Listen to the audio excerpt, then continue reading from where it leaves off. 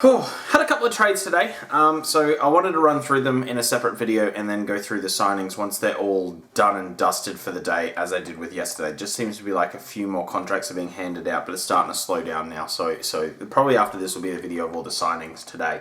So let's jump straight in. I'm in the Devils jersey because, well, we'll talk about this trade to start off with. Andreas Johnsson has been traded by the Maple Leafs to the Devils. Pretty much for a prospect, Joseph Anderson. He was a third round pick a few years ago. Almost getting up to a point a game in the AHL, so maybe something there. He's still 22 years old, so quite young. I don't think it will be a massive move for the Leafs for what they're getting back. However, they're giving up cap space, which really does help them. And it's allowed them to pick up a couple of defenders, a few depth signings on forwards. But yeah, like the team's looking pretty good. However, they have just got rid of a lot of their third line scoring.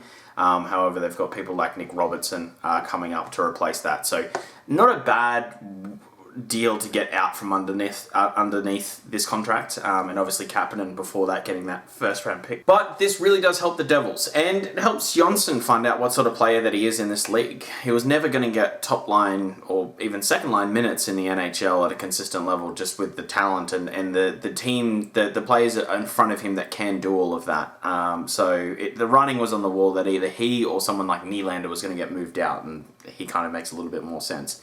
However, on the Devils, it's a really young, exciting team with a lot of talent up front. Now, sure, they still have a long way to go, and they definitely need to fix this blue line, and I'm surprised they're not making a few more moves to maybe try get, one more like top four defenseman. But they've got a new goalie in Corey Crawford. This is a pretty small, low-cost deal to bring in a player that can easily get 40 points in this league, but probably in this team might be able to get 50 or 60, and then be an asset to trade down the road as well, if not keep. So it's just kind of a win-win for the Devils. So it's really good to see them do this. I think you're going to see a lot more parity in the league next year, just because a lot of these, like the Red Wings and Ottawa and a few of the others have snapped up some of these players where the teams are in the cap crunch situations.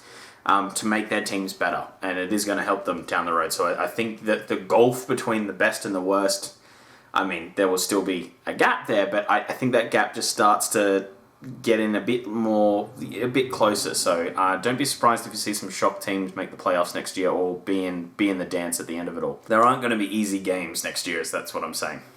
Next up, Chicago got the band back together for as long as they could, but they've moved out Brendan Saad. That Panarin deal is just looking worse and worse, isn't it? Down the way. They've had to retain $1 million in salary, so $5 million of that goes to the Avalanche. And prospect Dennis Gilbert, and they get Zadorov coming back, and Anton Lindholm, which is a pretty good deal for them.